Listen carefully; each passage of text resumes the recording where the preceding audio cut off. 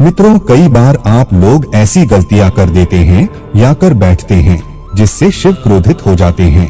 और ये बात तो आप जानते हैं कि भोलेनाथ यदि भोले हैं तो उनका क्रोध भी अत्यंत विनाशकारी होता है। मित्रों, इसलिए अगर आपने या आपके घर में किसी ने व्रत रखा है या आप सावन को पूरे विधि विधान से पूरा करना चाहते हैं तो आज के इस वीडियो में जो बातें बताई गई हैं उनको ध्यान पूर्वक सुन के समझ लें। मित्रों, सावन में कई ऐसे काम होते हैं जिनको करना वर्जित माना गया है। मित्रों, अगर भोले बाबा की कृपा हो जाए तो काल भी आपका कुछ नहीं कर पाएगा, क्योंकि कालों के भी काल हैं महाकाल। इसलिए अगर आप भी महादेव की कृपा पाना चाहते हैं तो सच्चे दिल से कमेंट बॉक्स में हर हर महादेव जरूर लिखें। मित्रों, सावन सोमवार व्रत में क्या खाएं, क्या नहीं खाएं, सावन में लहसुन प्याज खाएं या नहीं, व्रत में नमक खाएं या नहीं, कौन सी गलती नहीं करनी चाहिए, पति पत्नी को दूरी क्यों बनाना चाहिए और कौन से रंग के कपड़े नहीं पहनना चाहिए, ऐसी कौन सी गलतियां हैं जिसे सावन के दौरान हमें भूलकर भी नहीं करना चाहिए। साथ ही सावन के इस पवित्र महीने में कितने सोमवार पड़ेंगे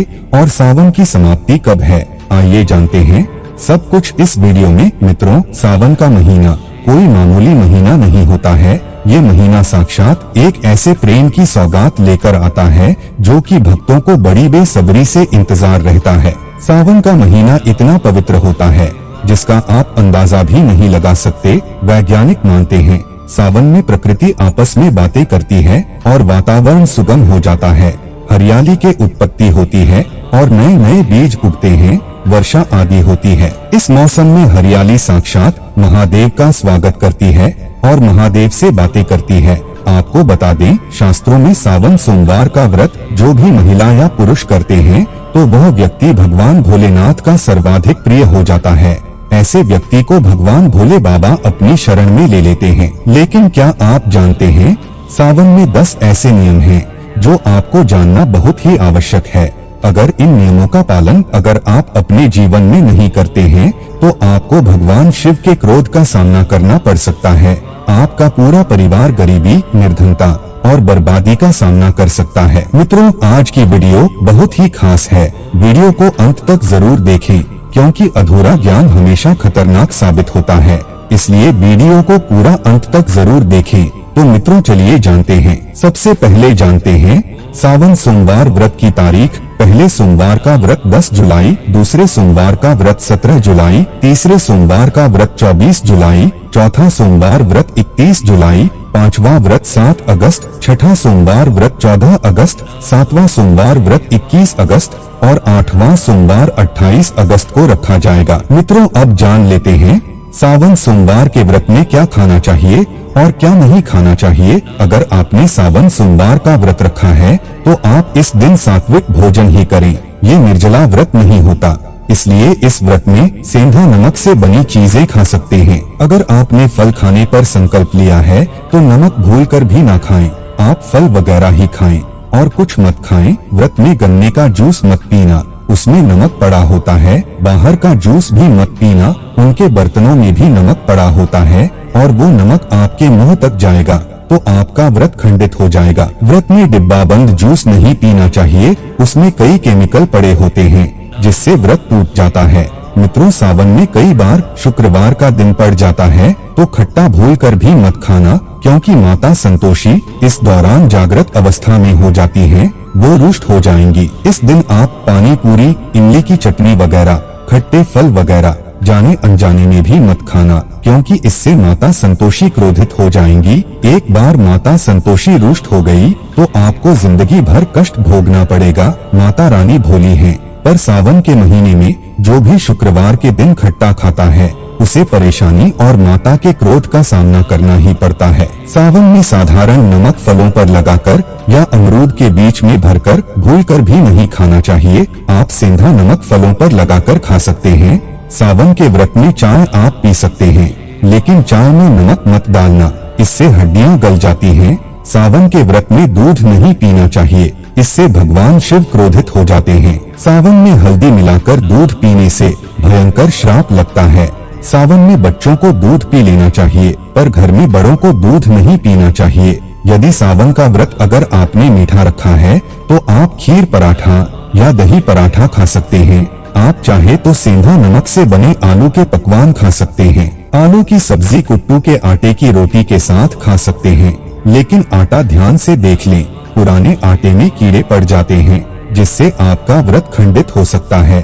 व्रतधारी को सावन सोमवार के व्रत में आटा, बेसन, मैदा, सत्तू, अन्न और अनाज का सेवन नहीं करना चाहिए। इसके अलावा अन्य किसी भी व्यक्ति को मांस, मदिरा, लहसुन, प्याज इत्यादि का भी सेवन नहीं करना चाहिए। वहीं व्रत रखने वाले व्यक्ति को धनिया पाउडर, मिर्ची पाउडर, सादा नमक का सेवन भूलकर भी नहीं करना चाहिए। सावन में चाहे आपका व्रत हो या ना हो, किसी भी व्यक्ति को कढ़ी पकौड़ा नहीं खाना चाहिए। और वही पत्तेदार सब्जियां जैसे पालक, मेथी, लाल भाजी, बथुआ, पत्ता गोभी जैसी सब्जियां या साग सब्जियां भूलकर भी नहीं खाना चाहिए। ये जहर के समान मानी जाती है, इसमें कीड़े आ जाते हैं।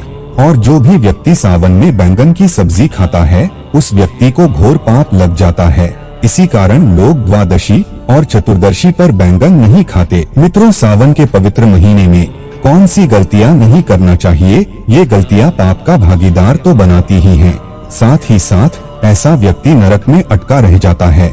सावन में घर के सभी लोगों को सुबह जल्दी उठना चाहिए और जितना जल्दी हो सके कम से कम पहला सावन स्नान अवश्य करें। परिवार में सबको स्नान करना चाहिए। यदि कोई बीमार है तो उस पर गंगाजल के छींटे मार दें। सावन में किसी भी गरीब का अपमान न करें, क्या पता उस गरीब के रूप में भगवान शिव हों, क्योंकि भगवान शिव सावन में अपने भक्तों की परीक्षा लेने आते हैं। सावन में देर तक सोने वाली महिला का पति बर्बाद हो जाता है और उसकी मृत्यु निकट भविष्य में जल्दी हो जाती है। इसीलिए पति के उठने से पहले सावन में हर स्त्री को जल्दी उठ जाना चाहिए और भगवान शिव की पूजा करनी चाहिए। सोमवार व्रत आपको अवश्य करना चाहिए।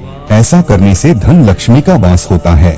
सावन में पति पत्नी को सहवास नहीं करना चाहिए। अगर आपने व्रत रखा है या आपकी पत्नी ने व्रत रखा है तो आप दूरी बनाकर रखें, क्योंकि इस दौरान ऐसा व्यक्ति भगवान शिव की शरण में होता है। सावन में घनघोर काले वस्त्र पहनकर शिव मंदिर में नहीं जाना चाहिए। चाहे तो आप घर में काले वस्त्र पहन सकते हैं, लेकिन मंदिर में भूलकर भी मत जाना और न ही व्रत में काले वस्त्र पहनना चाहिए। वैसे तो सावन में लहसुन, प्याज नहीं खाना चाहिए, पर यदि आपका व्रत है तो उस दिन पूरे परिवार को लहसुन, प्याज से परहेज करना चाहिए। सावन के महीने में घर में गंदगी नहीं होना चाहिए, इससे प्रकृति नाराज हो जाती है। सावन में आपके घर का जो मंदिर है उसमें माचिस के खाली पड़े डिब्बे या माचिस नहीं रखना चाहिए। सावन में घर में किसी भी व्यक्ति को गाली नहीं देना चाहिए, चुगली आदि नहीं करना चाहिए। पत्नी को अपशब्द नहीं कहना चाहिए और न ही पति को अपशब्द कहना चाहिए, इससे भगवान शिव आपको श्राप दे देते हैं। सावन में जो भी व्यक्ति दूध में हल्दी डालकर पीता है उसके ऊपर महाकाल का क्रोध बरसता है। सावन में बाल, नाखून, दाढ़ी वगैरह नहीं बनवाना चाहिए। कोई ज्यादा समस्या हो तो आप ऐसा कर सकते हैं, पर शिव जी से क्षमा अवश्य मांग लें। सावन में शरीर पर तेल नहीं लगाना चाहिए। यदि आपका व्रत है तो आप शरीर पर तेल न लगाएं। माता पिता का सम्मान करना चाहिए, क्योंकि माता पार्वती और पिता भगवान शिव को माना जाता है, इसलिए माता पिता में इन दोनों का वास होता है। माँ पिता का आदर करने से भगवान शिव और माँ पार्वती प्रसन्न होती हैं।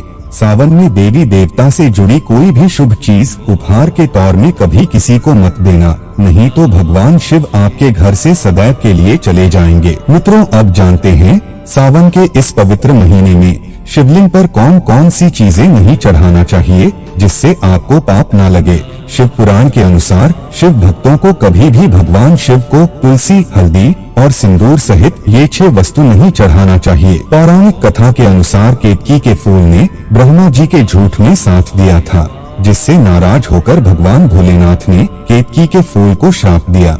इसीलिए केतकी का फूल शिवलिंग पर नहीं चढ़ाया जाता है और वही नारियल का पानी भी शिवलिंग पर कभी भी अर्पित नहीं करना चाहिए।